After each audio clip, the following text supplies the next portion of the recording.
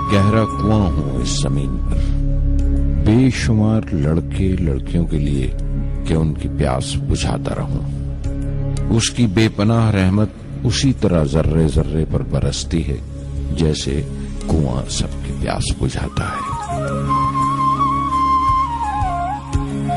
इतनी सी कहानी है मेरी, ज़ैनुल आबिदीन और आशी अम्मा के बेटे की कहानी। उस लड़के की कहानी जो अखबारें बेचकर अपने भाई की मदद करता था। उस शागिर्द की कहानी जिसकी परवरिश शिव सुब्रमण्य अय्यर और अय्यदुराई सोलोमन ने की। उस विद्यार्थी की कहानी जिसे पंडले मास्टर ने तालीम दी, MGK मेनन और प्रोफेसर साराभाई ने इंजीनियर की पहचान दी, जो नाकामियों और मुश्किलों में पलकर साइंसदान बना। और उस रहनुमा की कहानी जिसके साथ चलने वाले बेशुमार काबिल और हुनरमंद लोगों की टीम थी।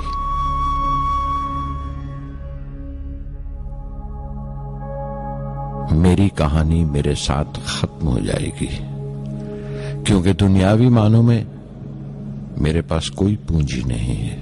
मैंने कुछ हासिल नहीं किया, जमा नहीं किया। मेरे पास कुछ नहीं और कोई नहीं, न बेटा, न बेटी, न परिवार। मैं दूसरों के लिए मिसाल नहीं बनना चाहता, लेकिन शायद कुछ पढ़ने वालों को प्रेरणा मिले कि अंतिम सुख रूह और आत्मा की तस्कीन है। खुदा की रहमत उनकी विरासत है। मेरे परदादा अबुल, मेरे दादा फकीर और मेरे वालिद ज़ैनुल आबिदीन का खानदानी सिलसिला अब्दुल कलाम पर खत्म हो जाएगा, लेकिन खुदा की रहमत कभी खत्म नहीं होगी, क्योंकि वो अमर है, लाफानी है। पूर्णमद पूर्णमिदं पूर्णात् पूर्णमुदच्यते पूर्णस्य पूर्णमादाय पूर्णमेवावशिष्यते। पूर्णमद पूर्णमिदं पूर्णात् पूर्णमुदच्यते पूर्णस्य पूर्णमादाय पूर्णमेवावशिष्यते। पूर्णमद पूर्णमिदं पूर्णात् पूर्णमुदच्यते पूर्णस्य पूर्णमादाय पूर्णमेवावशिष्यते। पूर्णमद पूर्णमिदं पूर्णात् पूर्णमुदच्यते पूर्णस्य पूर्णमादाय पूर्णमेवावशिष्यते।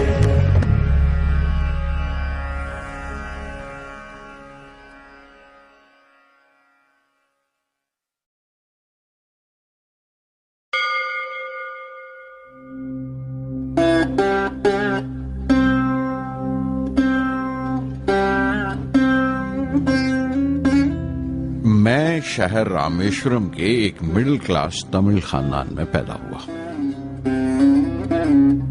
मेरे अब्बा ज़ैनुल आबिदीन के पास न तालीम थी न दौलत, लेकिन इन मजबूरियों के बावजूद एक दानाई थी उनके पास और हौसला था। और मेरी मां जैसी मददगार थी आशी अम्मा। उनकी कई औलादों में एक मैं भी था, बुलंद कामत माँ बाप का एक छोटे से कद वाला मामूली शक्ल सूरत का लड़का। अपने पुश्तैनी मकान में रहते थे हम, जो कभी 19वीं सदी में बना था। काफी वसी और पक्का मकान था रामेश्वरम की मस्जिद स्ट्रीट में। मेरे अब्बा हर तरह के ऐशो आराम से दूर रहते थे, मगर जरूरियात की तमाम चीजें मुयस्सर थीं। सच तो यह है कि मेरा बचपन बड़ा महफूज था, मादी तौर पर भी और जज्बाती तौर पर भी, मटीरियली एंड इमोशनली।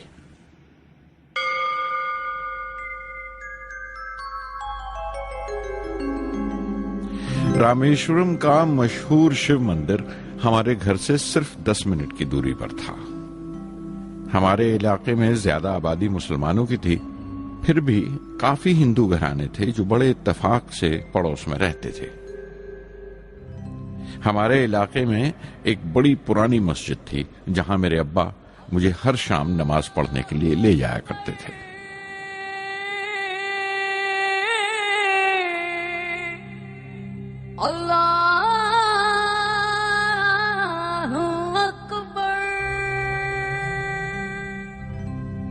रामेश्वरम मंदिर के बड़े पुरोहित पक्षी लक्ष्मण शास्त्री मेरे अब्बा के पक्के दोस्त थे।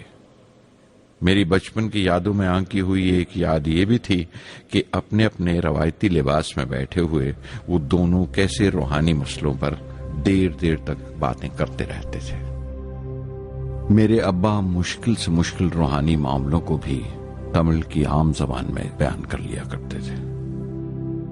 एक बार मुझसे कहा था, जब आफत आए तो आफत की वजह समझने की कोशिश करो, मुश्किलें हमेशा खुद को परखने का मौका देती हैं।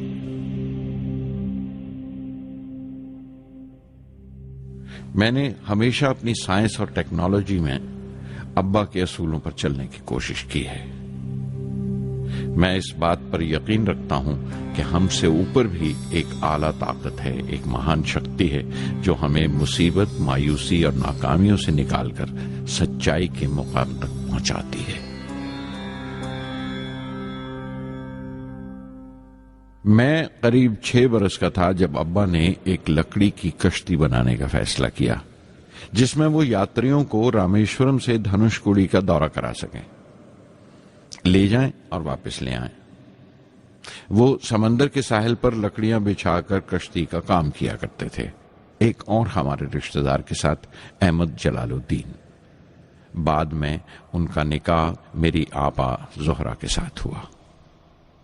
अहमद जलालुद्दीन हालांकि मुझसे 15 साल बड़े थे, फिर भी हमारी दोस्ती आपस में जम गई थी। हम दोनों हर शाम लंबी सैर को निकल जाया करते थे।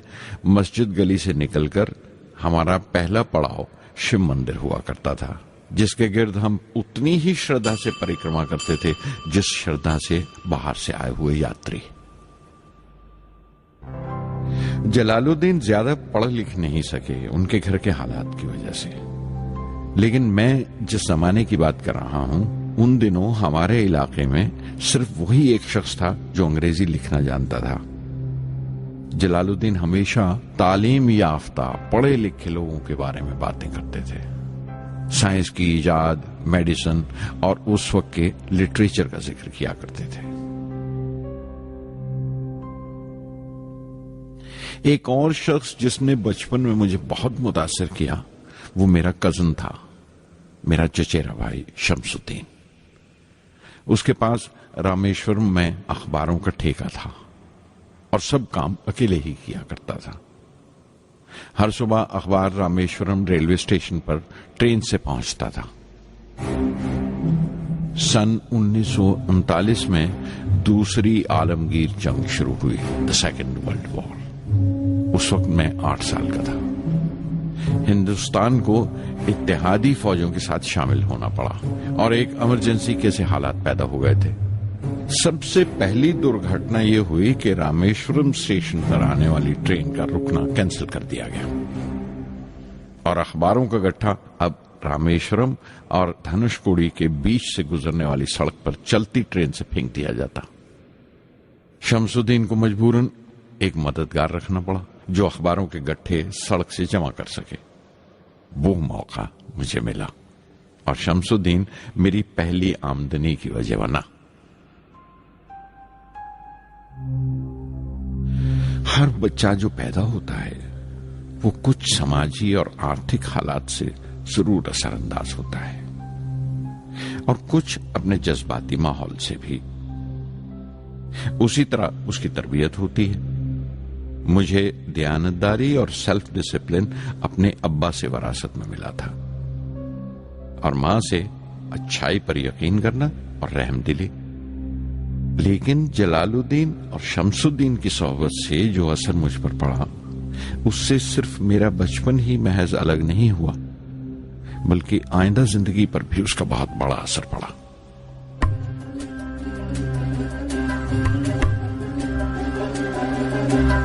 தந்தை மகற்கு ஆற்றும் நன்றி அபயத்து முந்தி இருப்பச்செயல்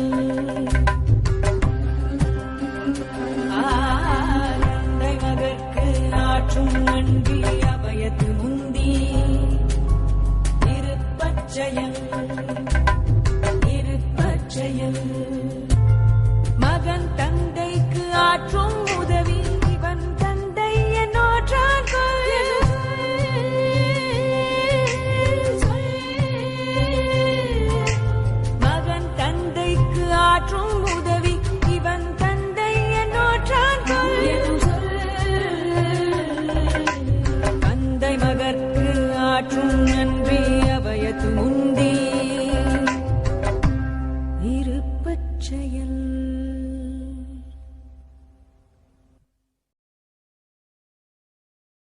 फिर जंग खत्म हो गई और हिंदुस्तान की आजादी बिल्कुल यकीनी हो गई।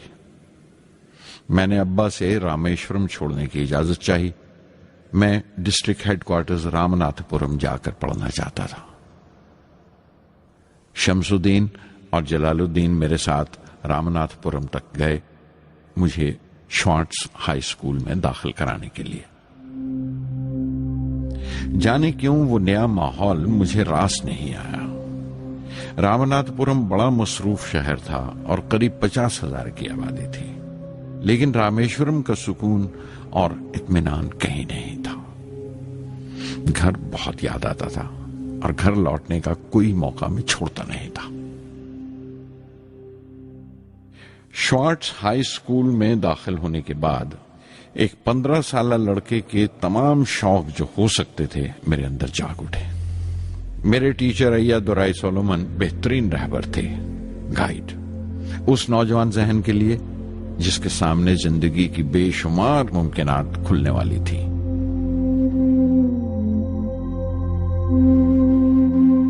रामनाथपुरम के उस अरसा क़याम में उनसे मेरा रिश्ता उस्ताद शागिर्द या गुरु शिष्य से भी आगे निकल गया।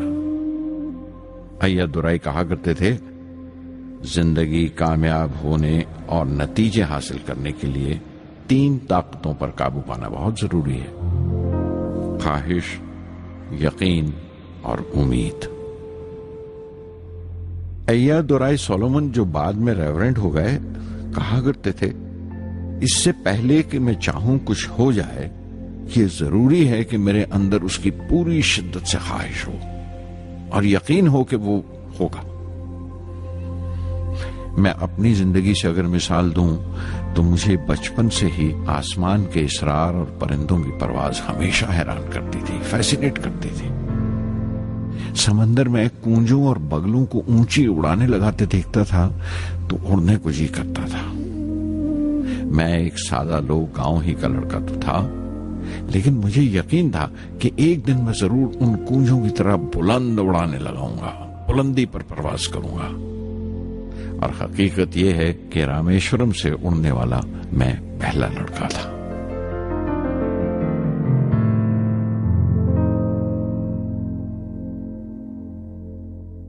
श्वार्ट्ज स्कूल में तालीम खत्म करते करते मेरे अंदर खुद एतमादी बस चुकी थी और मुझे यकीन था कि मैं जरूर कामयाबी हासिल करूंगा। मैं तालीम आगे जारी रखूंगा, उसमें कोई दूसरा ख्याल नहीं था। सन 1950 में मैं इंटरमीडिएट पढ़ने के लिए सेंट जोसेफ कॉलेज ट्रिची में दाखिल हो गया। जब बीएससी डिग्री के लिए मैंने सेंट जोसेफ कॉलेज में दाखिला लिया तो हायर एजुकेशन के माने सिर्फ इतने ही जानता था। ये नहीं जानता था कि हायर एजुकेशन के लिए कुछ और भी हो सकता है। न ये जानता था कि साइंस पढ़ के फ्यूचर के लिए और क्या मौके हासिल हो सकते हैं। बीएससी पास करने के बाद ही जान पाया कि फिजिक्स मेरा सब्जेक्ट नहीं था। अपने ख्वाब को पूरा करने के लिए मुझे इंजीनियरिंग में जाना चाहिए था। पता नहीं क्यों कुछ लोगों का ऐसा ख्याल है कि साइंस आदमी को खुदा से मुनकर कर देती है, लेकिन मेरे लिए तो साइंस एतमाद, विश्वास और रूहानी तस्कीन की वजह रही है। किसी तरह मैं MIT यानी मद्रास इंस्टीट्यूट ऑफ टेक्नोलॉजी के उम्मीदवारों की लिस्ट में तो आ गया, लेकिन उसका दाखला बहुत महंगा था। कम से कम 1,000 रुपए की जरूरत थी और मेरे अब्बा के पास इतने रुपए नहीं थे। उस वक्त मेरी अक्का, मेरी आपा जोहरा ने अपने सोने के कड़े और चेन बेचकर मेरी फीस का इंतजाम किया। मुझ पर उसकी उम्मीद और यकीन देखकर मैं पसीज गया।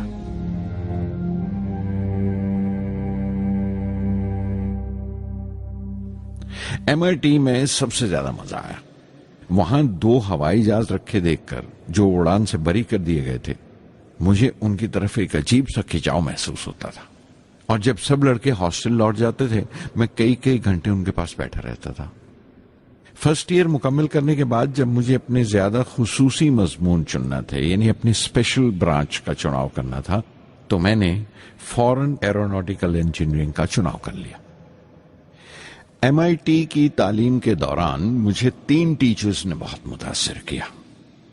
Professor Sponder, professor KAV Pandalai, professor Narasingha Rao. Professor Sponder technical aerodynamics सिखाते थे। एरोनॉटिकल इंजीनियरिंग में दाखिले से पहले मैंने उनसे सलाह ली थी। उन्होंने समझाया था कि मुझे मुस्तकबिल का फैसला करने से पहले मुस्तकबिल की मुमकिनात के बारे में नहीं सोचना चाहिए, बल्कि सोचना चाहिए एक अच्छी बुनियाद के लिए और अपने रुझान और इश्तियाक के बारे में कि उसमें कितनी शिद्दत है, मेरे एप्टीट्यूड्स और एस्पिरेशन में कितनी इंटेंसिटी है। मैं खुद भी होने वाले इंजीनियरिंग स्टूडेंट्स से कहना चाहता हूं कि जब वो अपना स्पेशलाइजेशन का चुनाव करें तो ये देखें कि उनमें कितना शौक है, कितना उत्साह है और लगन है उस शोबे में जाने के लिए।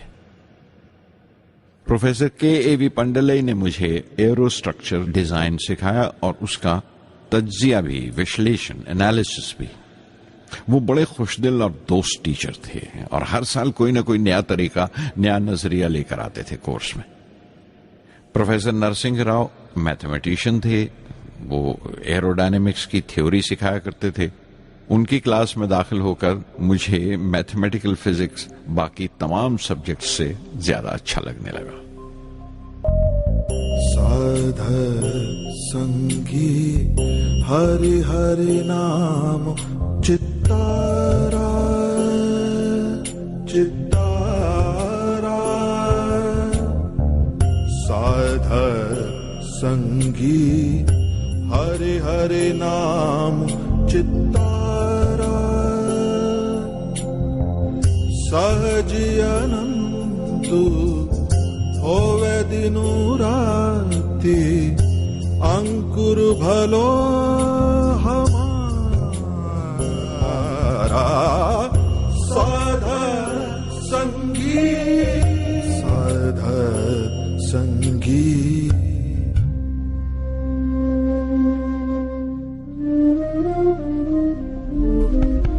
गुरुपुरा भेटियो बड़ भागी, गुरुपुरा भेटियो बड़ भागी, जाको अंतु न पारावारा, अंतु न पारावारा,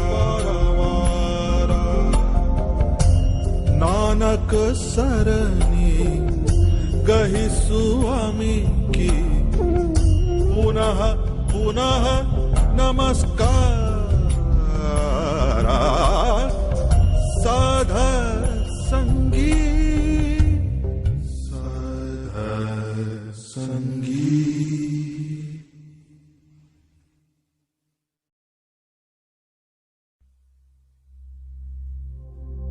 MIT से मैं बेंगलोर के हिंदुस्तान एरोनॉटिक्स लिमिटेड HAL में बतौर ट्रेनी दाखिल हो गया। HAL से जब मैं एरोनॉटिकल इंजीनियरिंग ग्रेजुएट बनकर निकला तो जिंदगी ने 2 मौके मेरे सामने खड़े कर दिए और दोनों मेरी परवाज के देरीना ख्वाब पूरे कर सकते थे। एक मौका था एयरफोर्स का, दूसरा मिनिस्ट्री ऑफ डिफेंस में directorate of technical development and production का। मैंने दोनों में अर्जी भेज दी और बैक वक्त दोनों से इंटरव्यू का बुलावा आ गया। एयरफोर्स के लिए मुझे देहरादून बुलाया गया था और डिफेंस के लिए दिल्ली। मेरे दोनों मुकाम 2000 किलोमीटर के फासले पर थे। ये पहला मौका था मेरा अपने वसी और विराट वतन को देखने का। खिड़की पर बैठा मैं इस देश की सरजमीन को पांव तले से बहता हुआ देख रहा था। हैरान था कि उत्तर की तरफ सफर करते हुए एक ही मुल्क का लैंडस्केप कैसे बदलता चला जाता है। मैं 1 हफ्ता दिल्ली में ठहरा, डिफेंस मिनिस्ट्री का इंटरव्यू दिया। इंटरव्यू अच्छा हुआ था। वहां से मैं देहरादून गया एयरफोर्स सिलेक्शन बोर्ड के इंटरव्यू के लिए।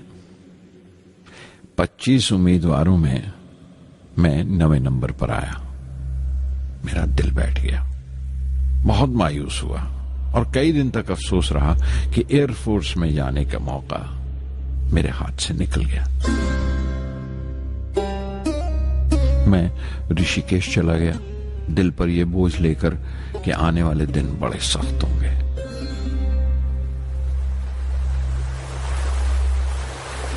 गंगा में स्नान किया और फिर चलता हुआ पास की पहाड़ी पर शिवानंद आश्रम तक पहुंच गया। स्वामी शिवानंद से भेंट हुई। देखने में बिल्कुल गौतम बुद्ध लगते थे, सफेद दूधिया धोती और पांव में लकड़ी की खड़ाऊ। उनकी बच्चों सी मासूम मुस्कान और सादा दिली देखकर बहुत प्रभावित हुआ मैंने बताया उन्हें कैसे मैं इंडियन एयरफोर्स में भर्ती होने से रह गया और मेरी कितनी शदीद ख्वाहिश थी आसमानों में उड़ने की, परवास करने की। वो मुस्कुरा दिए और बोले, ख्वाहिश अगर दिलो जान से निकली हो, वो पवित्र हो और उसमें शिद्दत हो, तो उसमें कमाल की एक इलेक्ट्रोमैग्नेटिक एनर्जी होती है, एक बरकी मकनातीसी ताकत होती है। दिमाग जब सोता है तो वो एनर्जी रात की खामोशी में बाहर निकल जाती है और सुबह कायनात ब्रह्मांड से सितारों की गति रफ्तार को अपने साथ समेटकर दिमाग में लौट आती है। इसीलिए जो सोचा है उसकी सृष्टि अवश्य है, वो तख्लीक होगा। तुम विश्वास करो इस अजली बंधन पर, इस वचन पर कि सूरज फिर लौटेगा, बाहर फिर से आएगी। मैं दिल्ली लौट आया, डिफेंस से अपना इंटरव्यू का नतीजा दरियाफ्त किया। जवाब में मुझे अपॉइंटमेंट लेटर थमा दिया गया और अगले दिन से सीनियर साइंटिफिक असिस्टेंट मुकर्रर कर दिया गया 250 रुपए की माहाना तनख्वाह पर। 3 साल गुजर गए। उन्हीं दिनों बेंगलोर में एरोनॉटिकल डेवलपमेंट एस्टेब्लिशमेंट ADE का एक नया महकमा खुला और मुझे वहां पोस्ट कर दिया गया। बेंगलोर कानपुर से बिल्कुल मुख्तलिफ शहर था। मैं अपने डायरेक्टोरेट की पोस्टिंग का पहला साल वहां गुजार चुका था। दरअसल हमारे देश में ये एक अजीब तरीका है, एक अजीब सा ढंग है अपने लोगों को हद दर्जा तक निचोड़ लेने का, जो हमारे लोगों को इंतहा पसंद बना देता है। शायद इसलिए कि सदियों इस देश ने गैर मुल्की तहजीबों के जख्म भी खाए हैं और उन्हें अपने दामन में जगह भी दी है। अलग अलग हुक्मरानों से वफा करते करते हम अपनी हैसियत, अपनी यकताई खो बैठे हैं।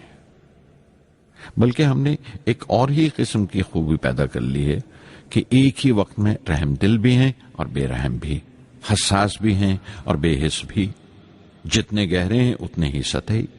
ऊपर से देखो तो हम बड़े खुश रंग और खूबरू नजर आते हैं, लेकिन कोई गौर से देखे तो अपने हुक्मरानों की एक बेढब नकल से ज्यादा कुछ नहीं है।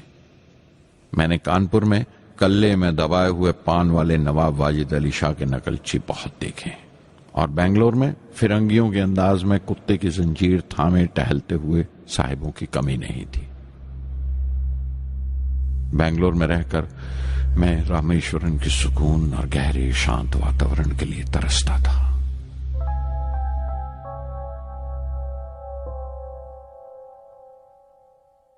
पहले साल तो ADE में कोई ज्यादा काम नहीं था। एक प्रोजेक्ट टीम बनाई थी कि 3 सालों में एक स्वदेशी हॉवरक्राफ्ट तैयार करें और वो वक्त से पहले तैयार हो गया। नंदी उसका नाम रखा गया, शिव की सवारी के आधार पर। उसका डिजाइन हमारी उम्मीद से ज्यादा अच्छा था, लेकिन मैं सख्त मायूस हुआ जब आपसी कंट्रोवर्सीज की बिना पर सारा प्रोजेक्ट बालाए ताक रख दिया गया, बंद कर दिया गया। Professor MGK Menon, Tata institute of fundamental research के डायरेक्टर, एक रोज अचानक ही हमारी जांच पड़ताल को आ पहुंचे। नंदी का जिक्र निकला। मुझसे पूछताछ करते हुए उन्होंने ख्वाहिश जाहिर की एक 10 मिनट की उड़ान के लिए। उसके 1 हफ्ता बाद की बात है। मुझे इनकोस्पार से बुलावा आ गया, the Indian committee for space research. मैं मुंबई चला गया रॉकेट इंजीनियर की पोस्ट के लिए इंटरव्यू देने। मेरा इंटरव्यू लेने वाले डॉक्टर विक्रम साराभाई और प्रोफेसर MGK मेनन के अलावा मिस्टर सराफ थे, जो उस वक्त एटॉमिक एनर्जी कमीशन के डिप्यूटी सेक्रेटरी के ओहदे पर थे। डॉक्टर साराभाई की गर्मजोशी ने पहली ही मुलाकात में मेरा दिल मोह लिया। अगले ही दिन मुझे खबर मिल गई कि मैं चुन लिया गया। मुझे इनकोस्पार में रॉकेट इंजीनियर की हैसियत से शामिल कर लिया गया था। सन 1962 के देरीना हिस्से में कहीं इनकोस्पार ने थुम्बा में इक्वेटोरियल रॉकेट लॉन्चिंग स्टेशन बनाने का फैसला किया। थुम्बा केरला में त्रिवेंद्रम से परे एक दूर दराज के ऊंगते से गांव का नाम है। हिंदुस्तान में यह मॉडर्न रॉकेट बेस्ड रिसर्च की एक दबी सी इब्तदा थी, हल्की सी शुरुआत। उसके फौरन बाद ही मुझे 6 माह के लिए अमेरिका भेज दिया गया, नासा में रॉकेट लॉन्चिंग की ट्रेनिंग के लिए। जाने से पहले मैं थोड़ा सा वक्त निकालकर रामेश्वरम गया। मेरे अब्बा मेरी इस कामयाबी के लिए बहुत खुश हुए और मुझे उसी मस्जिद में ले जाकर शुक्राने की नमाज अदा की।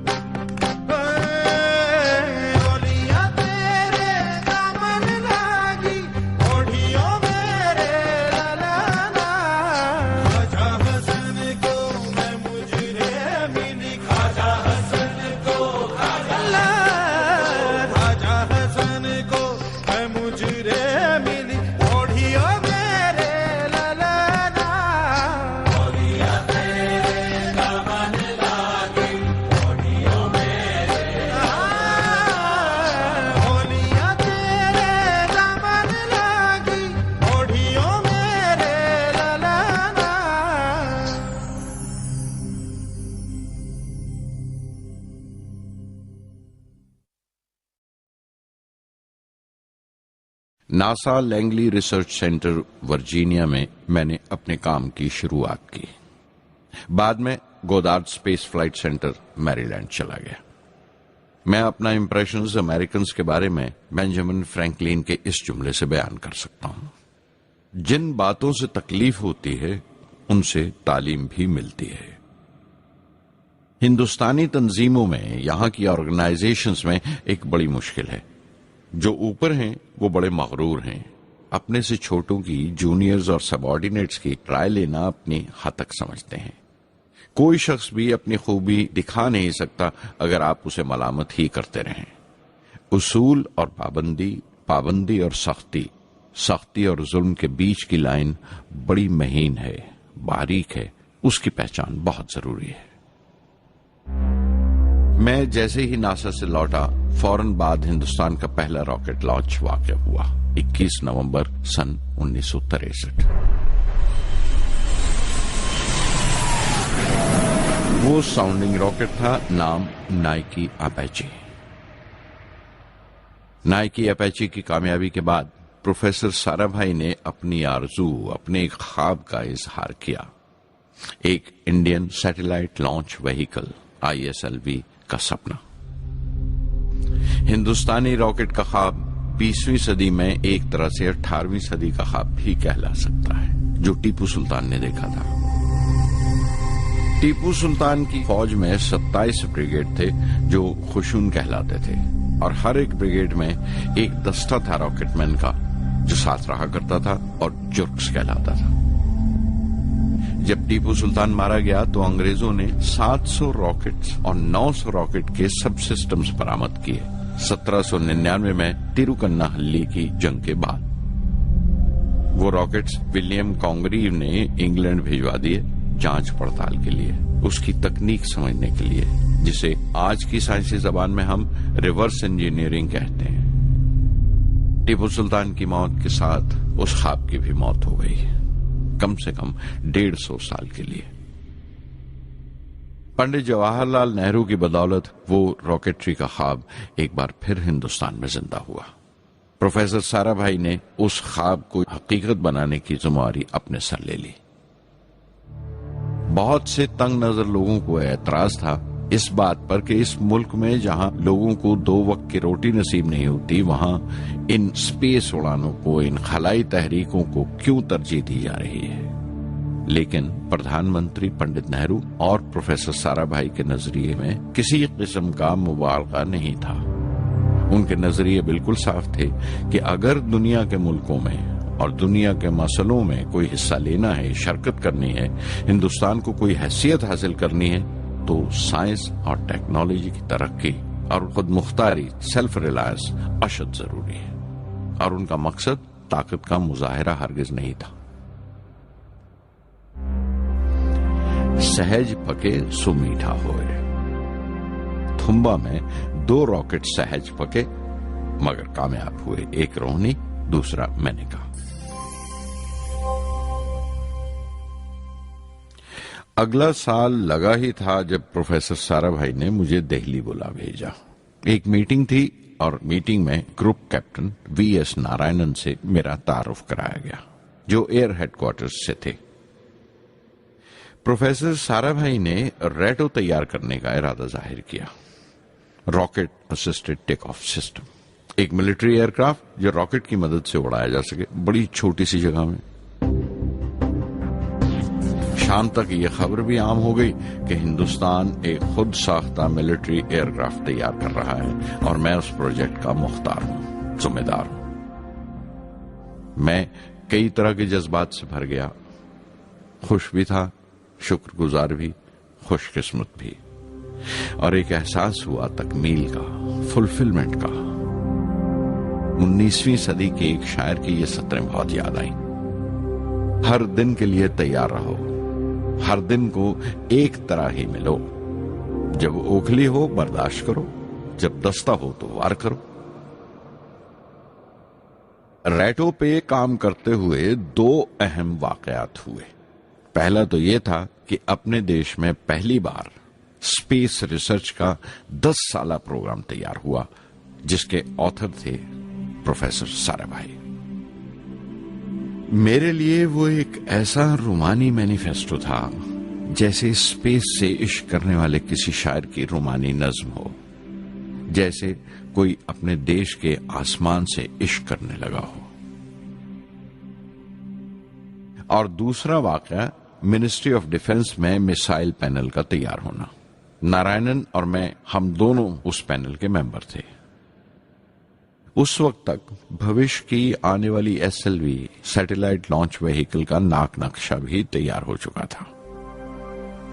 प्रोफेसर साराभाई अपने देरीना ख्वाब को ताबीर देने के लिए कुछ और साथियों का चुनाव कर चुके थे। मैं खुद को खुशकिस्मत समझता हूं कि मुझे उस प्रोजेक्ट का लीडर चुना गया। उस पर प्रोफेसर साराभाई ने मुझे एक और जिम्मेदारी भी सौंपी कि लॉन्च की 4थी स्टेज मैं ही डिजाइन करूं। यह मामूल था, मेरा आदत थी कि हर मिसाइल पैनल की मीटिंग के बाद मैं जाकर प्रोफेसर साराभाई को पूरी तफसील, पूरी रिपोर्ट देता था। दिल्ली में ऐसी ही एक मीटिंग के बाद 23 दिसंबर 1971 को मैं त्रिवेंद्रम लौट रहा था और उस दिन प्रोफेसर साराभाई थुम्बा में SLV का मुआयना करने गए हुए थे। दिल्ली एयरपोर्ट के लाउंज से मैंने उन्हें फोन किया, पैनल मीटिंग की तफसील बताई। प्रोफेसर साराभाई ने मुझे कहा कि मैं त्रिवेंद्रम एयरपोर्ट पर उनका इंतजार करूं। मैं जब त्रिवेंद्रम पहुंचा तो फिजा में एक मातम बिछा हुआ था। मुझे खबर दी गई कि प्रोफेसर साराभाई नहीं रहे। चंद घंटे पहले दिल का दौरा पड़ने से उनका इंतकाल हो गया। मैं थर्रा के रह गया। चंद घंटे पहले ही तो मैंने उनसे बात की थी। मेरे लिए वो बहुत बड़ा सदमा था। प्रोफेसर साराभाई मेरी नजर में इंडियन साइंस के राष्ट्रपिता हैं, जैसे राष्ट्र के पिता महात्मा गांधी हैं। उन्होंने अपनी टीम से रहनुमा पैदा किए और खुद अपने अमल से उनके लिए मिसाल साबित हुए।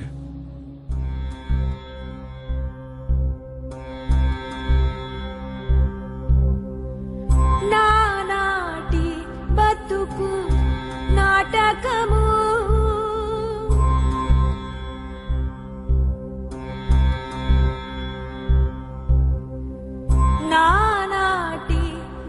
బతుకు నాటకము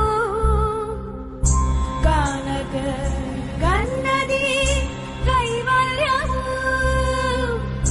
కానక కన్నది కైవల్యము నానాటి బతుకు నాటకము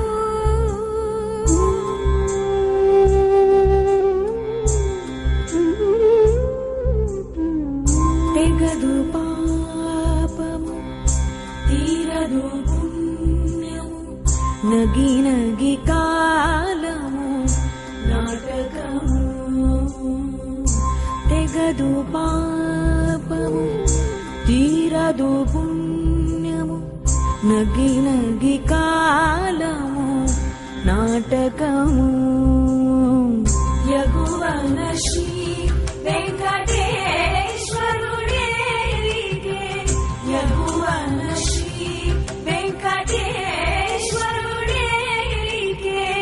గగనము మీదిది కైవల్యము గగనము మీదిది కైవల్యము కైవల్యము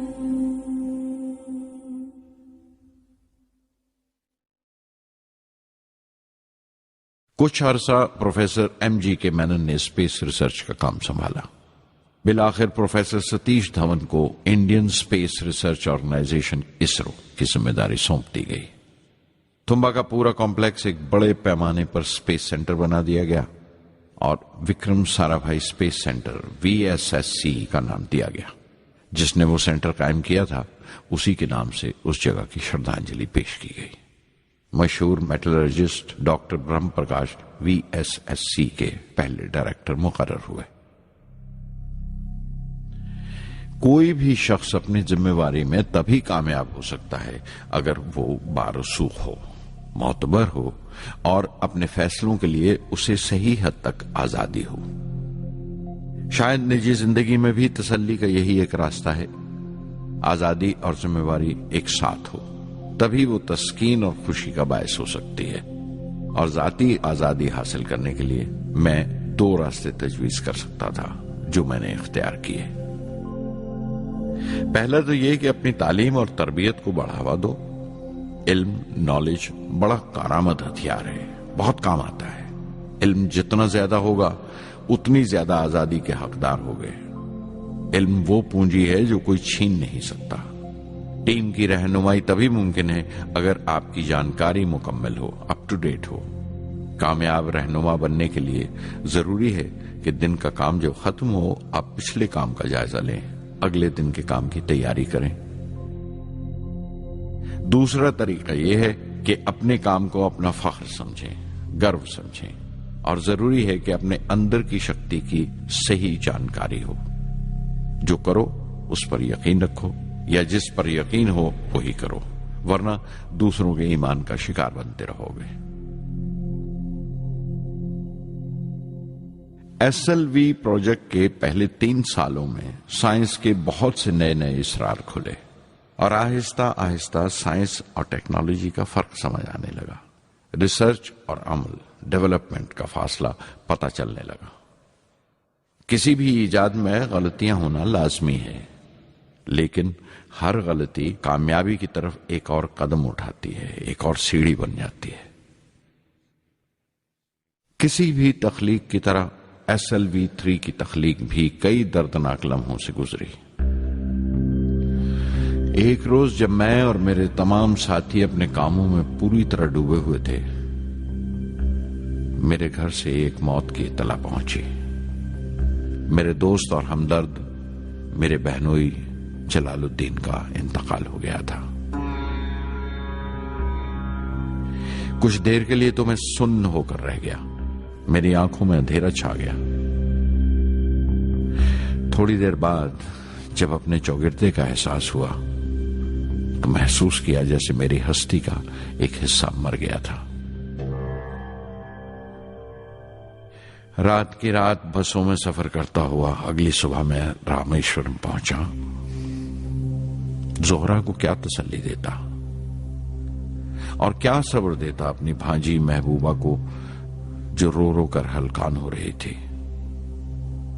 मेरी आंखों के सोते पहले ही सूख चुके थे। थुम्बा लौटकर बहुत दिनों तक सारा कामकाज, सारी मसरूफियत बेमानी लगने लगी। बहुत दिनों तक बहुत मलाल लगा, सब बेमानी लगता था। प्रोफेसर धवन देर देर तक हौसला देते थे, कहते SLV पर जैसे जैसे काम आगे बढ़ेगा मुझे सब्र महसूस होगा और ये मायूसी कम होते होते गुजर जाएगी। 1976 में मेरे अब्बा ज़ैनुल आबदीन 102 साल की उम्र में वहीं रामेश्वरम में इंतकाल फरमा गए। 15 पोते पोतियां छोड़कर गए थे पीछे और एक पड़पोता। दुनियावी तौर पर वो सिर्फ एक और बुजुर्ग की मौत थी। कोई बड़ा मातम नहीं हुआ, झंडा नहीं उतारा गया, न अखबारों ने स्याह हाशिए दिए, न सियासतदान थे वो, न विद्वान कोई, न कोई बड़े सरमायादार। एक सीधे सादे इंसान थे, फरिश्ता सिफत। और हर उस बात की वजह थे जो दानाई और पारसाई की राह दिखाती है।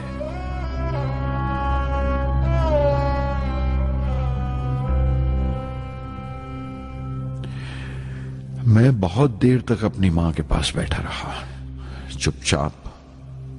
और जब उठा थुम्बा लौटने के लिए तो उसने रुंधे गले से दुआएं दी मुझे।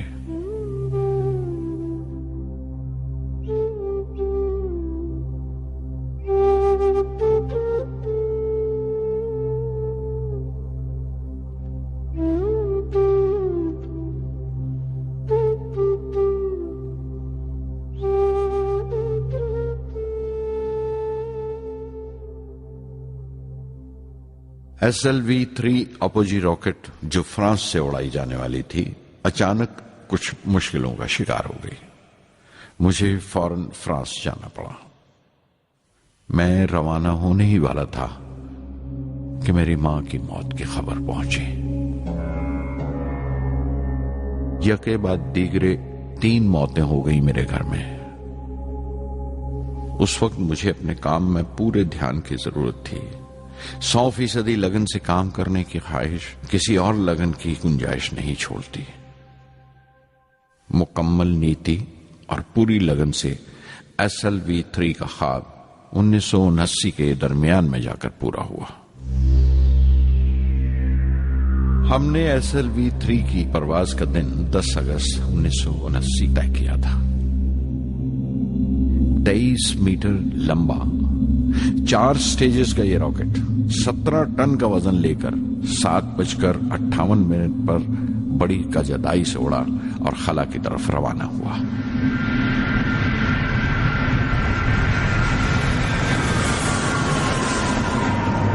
पहली स्टेज हर तरह से पुख्ता निकली और बड़े आराम से रॉकेट दूसरी स्टेज में दाखिल हो गया।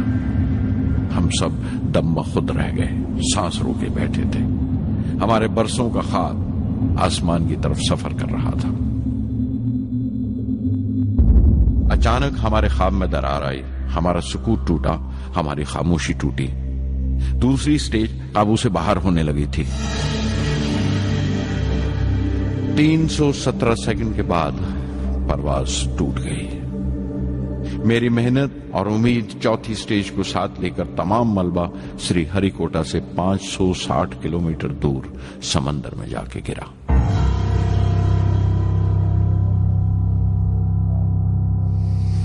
इस हादसे से हम सबको सख्त सदमा पहुंचा। मैं गम और गुस्से से भर गया, नुचड़ गया, बिल्कुल जिस्मानी तौर पर भी और जहनी तौर पर भी। मैं सीधा अपने कमरे में गया और बिस्तर में धंस गया।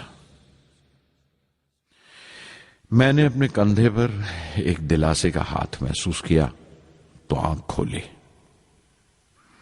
दोपहर ढल चुकी थी, शाम करीब थी। डॉक्टर ब्रह्म प्रकाश मेरे सराहने बैठे थे। उनकी इस हमदर्दी ने छू लिया मुझे। मैं उदास था, मायूस था लेकिन अकेला नहीं।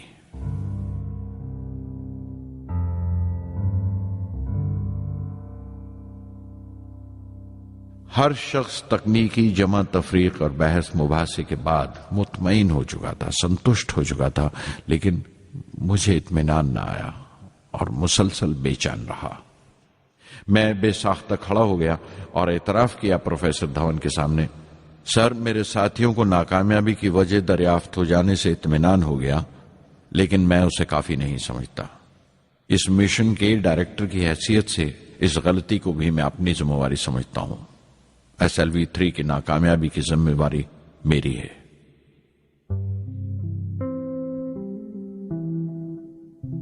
साइंस का काम कमाल दर्जा उत्साह भी देता है, खुशी भी और उतनी ही गहरी मायूसी भी। इस तरह के वाकयात सोच सोचकर मैं दिल को ढारस देता रहा। यह ख्याल कि इंसान चांद पर उतर सकता है, सबसे पहले एक रूसी साइंटिस्ट ने सोचा था। उसे हकीकत बनने में 40 साल गुजर गए जब अमेरिका ने उसे पूरा किया।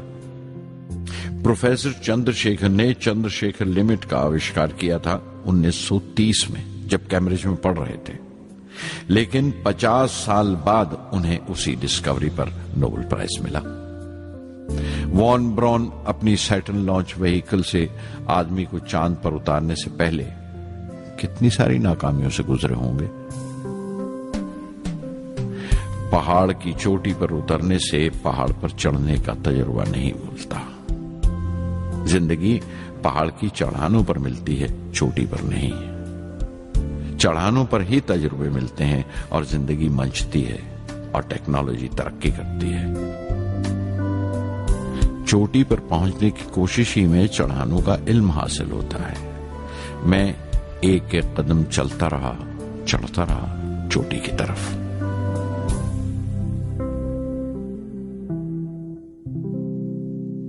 SLV-3 की उड़ान से 30 घंटा पहले 17 जुलाई 1980 के दिन अखबारों की सुर्खियां तरह तरह की राय और अंदाजों से भरी हुई थीं।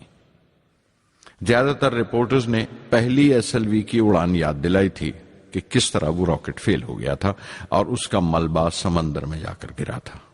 कुछ लोगों ने तो देश की दूसरी खामियों का जिक्र करते हुए भी उसे SLV-3 से जोड़ दिया था। मैं जानता था कि अगले दिन का नतीजा हमारे फ्यूचर के स्पेस प्रोग्राम का फैसला करने वाला है। मुख्तसर ये कि सारी कौम की नजरें हम पर गड़ी हुई थीं।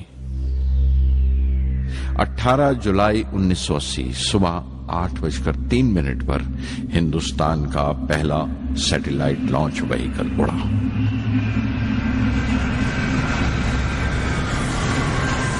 मैंने रोहिणी सैटेलाइट का तमाम डेटा कंप्यूटर पर जांचा। अगले 2 मिनट के अंदर अंदर रोहिणी अंतरिक्ष में था। उस तमाम शोरगुल के बीच में मैंने अपनी जिंदगी के सबसे अहम अल्फाज अदा किए। मैं मिशन डायरेक्टर बोल रहा हूं, एक जरूरी खबर सुनने को तैयार रहो। चौथी स्टेज कामयाबी के साथ रोहिणी सैटेलाइट को लेकर अंतरिक्ष में दाखिल कर रही है। मैं ब्लॉक से बाहर आया तो मेरे साथियों ने मुझे कंधों पर उठा लिया और नारे लगाते हुए जुलूस निकाला। सारी कौम में एक जोश की लहर दौड़ गई। हिंदुस्तान उन चंद कौमों में शामिल हो गया था जिनके पास सैटेलाइट लॉन्च की काबिलियत थी। हमारी कौम का एक ख्वाब पूरा हुआ था और हमारे इतिहास का एक नया बाब खुला, एक नया चैप्टर। प्रधानमंत्री इंदिरा गांधी ने मुबारकबाद का तार भेजा और सबसे ज्यादा हिंदुस्तान के साइंसदान खुश थे कि ये पूरी कोशिश स्वदेशी थी, हमारी अपनी थी। मैं कुछ मिले जुले जज्बात से गुजर रहा था। मैं खुश था कि पिछली 2 दहाइयों से जिस कोशिश में था बिलाखिर उसमें कामयाब हुआ, लेकिन उदास था जिन लोगों की बदौलत में यहां पहुंचा था वो लोग मेरे साथ नहीं थे। मेरे अब्बा, मेरे बहनोई जलालुद्दीन और प्रोफेसर साराभाई। SLV-3 की कामयाबी के महीने भर के अंदर ही प्रोफेसर धवन का फोन आया एक दिन और दिल्ली बुलाया प्रधानमंत्री से मिलने के लिए। मेरी एक छोटी सी उलझन थी कपड़ों को लेकर। हमेशा से बड़े आमियाना से कपड़े पहनता हूं और पांव में चप्पल या स्लीपर कह लो। प्रधानमंत्री को मिलने जैसा वो लिबास नहीं था, मेरे लिए नहीं, उनके एहतराम के लिए। सुना तो प्रोफेसर धवन बोले, कपड़ों की फिक्र मत करो, तुमने जो शानदार कामयाबी पहन रखी है वो काफी है। रिपब्लिक डे 1981 मेरे लिए एक बड़ी खुशखबरी लेकर आया कि मुझे पद्म भूषण से नवाजा गया है। मैंने अपने कमरे को बिस्मिल्लाह खां की शहनाई से भर लिया। शहनाई की गूंज मुझे कहीं और ही ले गई। मैं रामेश्वरम पहुंच गया, मां के गले लगा।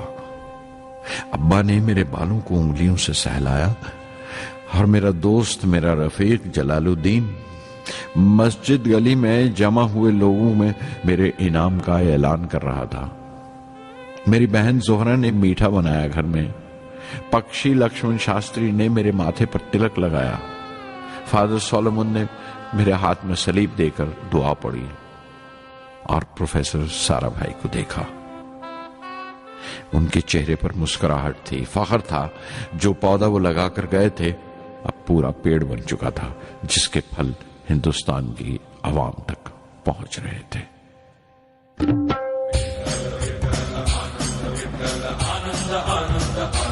ओ आनंदाचे डोही आनंद तरंग, आनंदाचे डोही आनंद तरंग, आनंदाची अंग, आनंदाचे आनंदाची अंग, आनंदाचे आनंदाचे डोही आनंद तरंग, आनंदाचे डोही आनंद तरंग।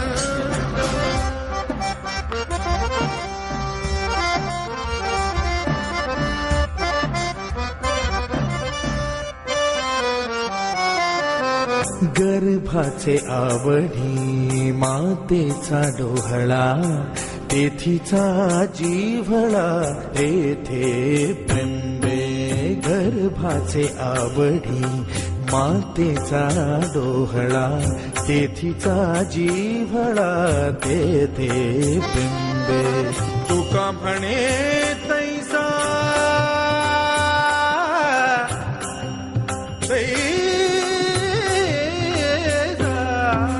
तुका म्हणे तैसा ओतलाचे ठसा, अनुभव सरीसा मुखाला।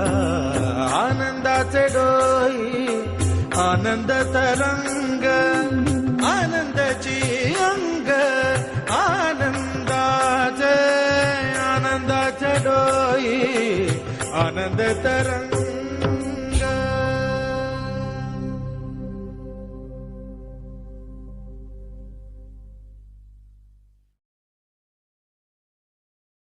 पहली जून 1982 मैंने defence research and development laboratory DRDL की जिम्मेवारी संभाल ली।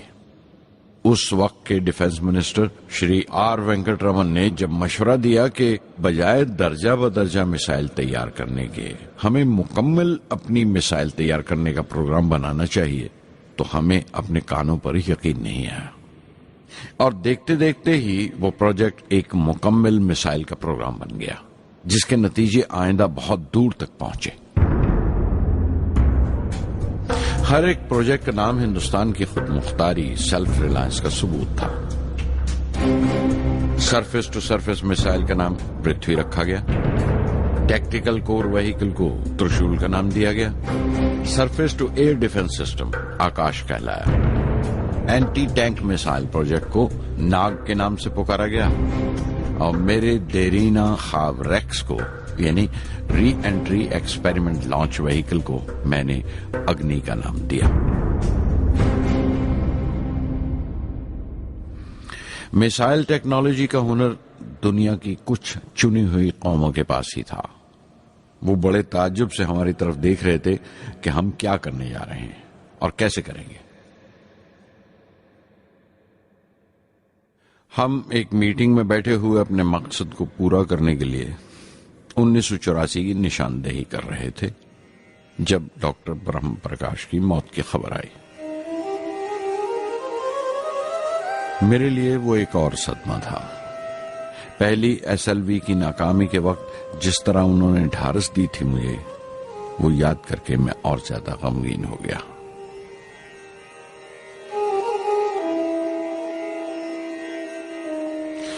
प्रोफेसर साराभाई अगर VSSC के निर्माता थे, बनाने वाले थे, तो डॉक्टर ब्रह्म प्रकाश उसके आमिल थे, एग्जीक्यूटर थे। उनकी विनम्रता ने मुझे बड़ी हद तक नरम कर दिया और मैंने अपनी तुंद मिजाजी पर काफी काबू कर लिया। उनकी हलीमी सिर्फ अपनी खूबियों तक ही महदूद नहीं थी, बल्कि अपने से छोटों को इज्जत देना भी उनकी आदत में शामिल था। उनके बर्ताव और सुलूक में ये बात नजर आ जाती थी कि कोई शख्स भी खामियों से खाली नहीं है, यहां तक कि अफसर भी, लीडर भी, रहनुमा भी। वो बहुत बड़े दानिश्वर थे। एक कमजोर से शरीर के अंदर उनमें बच्चों की सी मासूमियत थी। मुझे वो हमेशा साइंसदानों में संत नजर आते थे।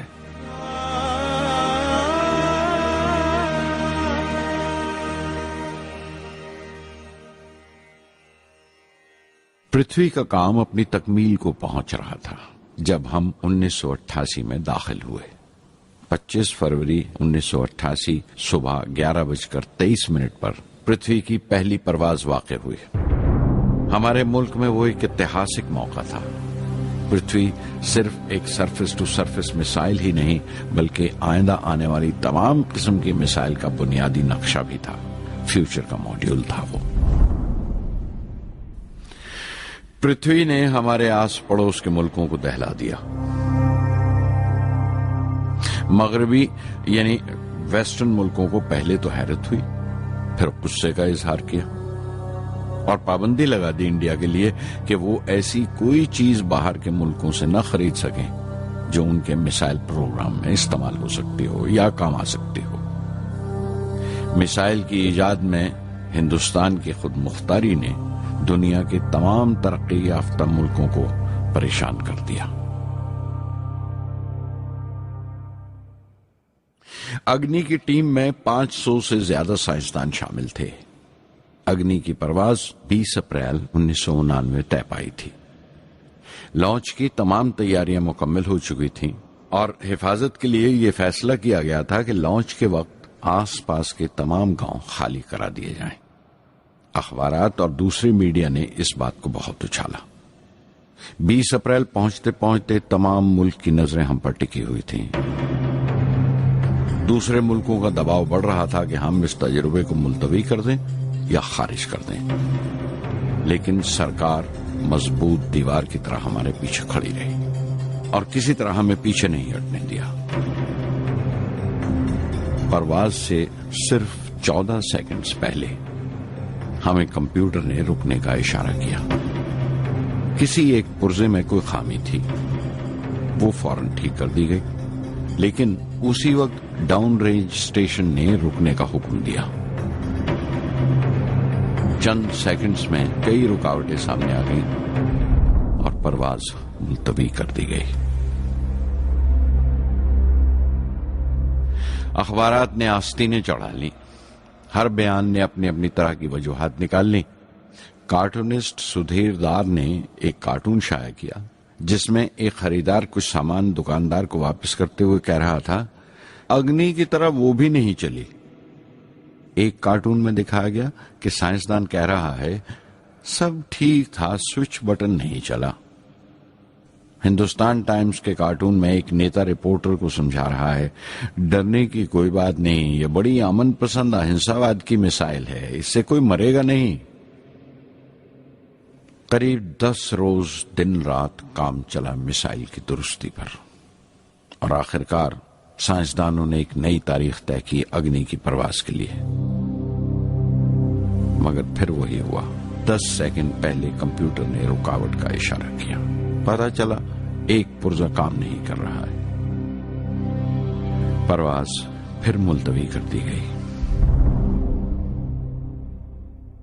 ऐसी बात किसी भी साइंसी तजुर्बे में हो जाना आम बात है, गैर मुल्कों में भी बहुत बार होता है। लेकिन उम्मीद से भरी हुई कौम हमारी मुश्किलें समझने को तैयार नहीं थी। हिंदू अखबार में केशव का एक कार्टून छपा जिसमें एक देहाती कुछ नोट गिनते हुए कह रहा था, मिसाइल के वक्त गांव से हट जाने का मुआवजा मिला है। 2-4 बार और ये तजुर्बा मुलतवी हुआ तो मैं पक्का घर बनवा लूंगा। अमोल बटर वालों ने अपने होर्डिंग पर लिखा, अग्नि को ईंधन के लिए हमारे बटर की जरूरत है। अग्नि की मुरम्मत का काम जारी रहा। आखिरकार एक बार फिर 22 मई की तारीख अग्नि की परवाज के लिए तय पाई। उसकी पिछली रात doctor Arunachalam, general KN Singh और मैं डिफेंस मिनिस्टर KC पंत के साथ चहलकदमी कर रहे थे। पूरे चांद की रात थी, हाई टाइड का वक्त था और लहरें गरज गरज कर खुदा की अजमत का नाम ले रही थी। कल अग्नि की परवाज कामयाब होगी या नहीं, बार बार यही सवाल हमारे दिमाग में गूंज रहा था।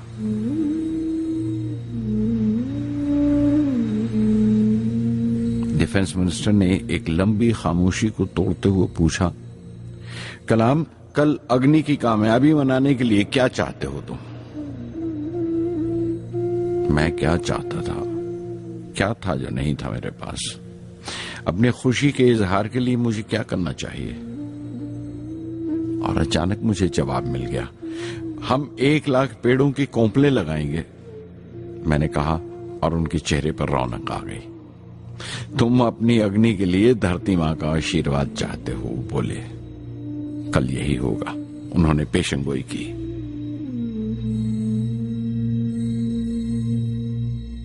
अगले दिन सुबह 7:10 पर अग्नि लॉन्च हुई।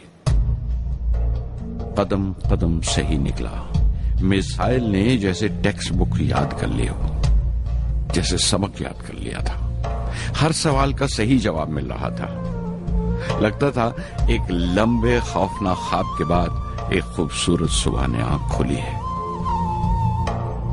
5 साल की मुशक्कत के बाद हम इस लॉन्च पैड पर पहुंचे थे। इसके पीछे 5 लंबे सालों की नाकामयाबी, कोशिशें और इम्तिहान खड़े थे।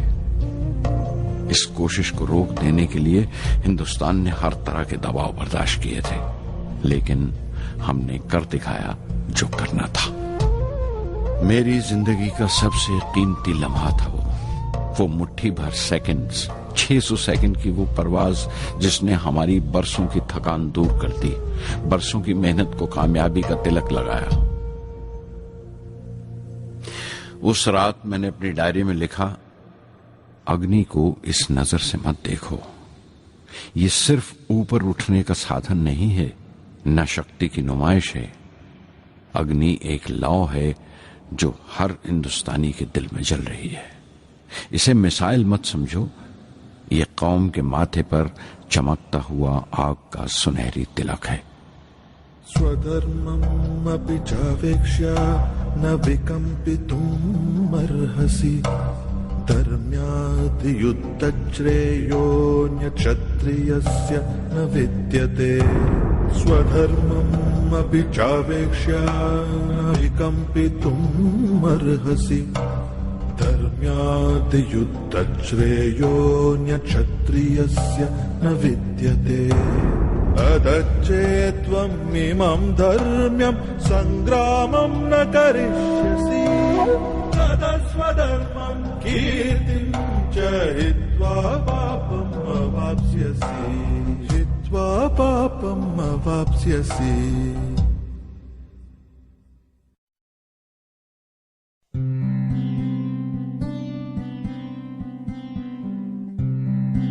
उन्नीस 1990 के रिपब्लिक डे पर देश ने मिसाइल प्रोग्राम की कामयाबी का जश्न मनाया।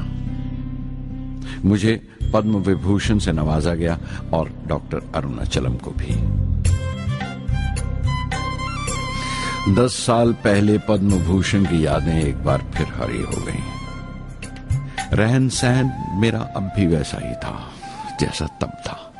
10 बाय 12 का एक कमरा किताबों से भरा हुआ और कुछ जरूरत का फर्नीचर जो किराए पर लिया था। फर्क इतना ही था कि तब यह कमरा त्रिवेंद्रम में था, अब हैदराबाद में। वेटर मेरा नाश्ता लेकर आया, इडली और छाछ, और आंखों में एक खामोश मुस्कुराहट मुबारकबाद की। मैं अपने हमवतनों की इस नवाजिश से छलक गया।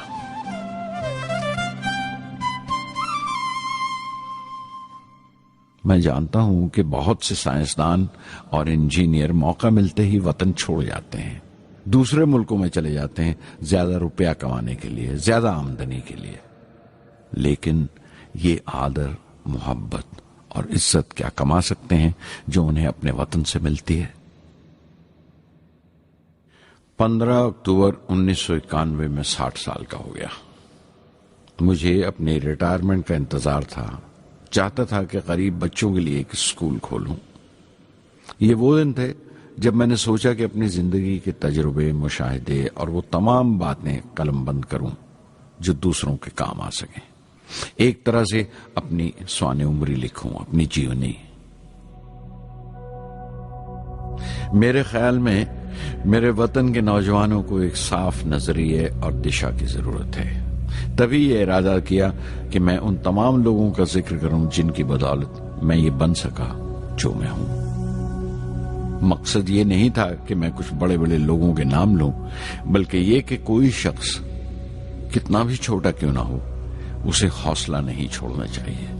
मसले, मुश्किलें जिंदगी का हिस्सा हैं और तकलीफें कामयाबी की सच्चाइयां हैं। जैसा कहा है किसी ने, खुदा ने यह वादा नहीं किया कि आसमान हमेशा नीला ही रहेगा, जिंदगी भर फूलों से भरी राहें मिलेंगी। खुदा ने यह वादा नहीं किया कि सूरज है तो बादल नहीं होंगे, खुशी है तो गम नहीं, सुकून है तो दर्द नहीं होगा।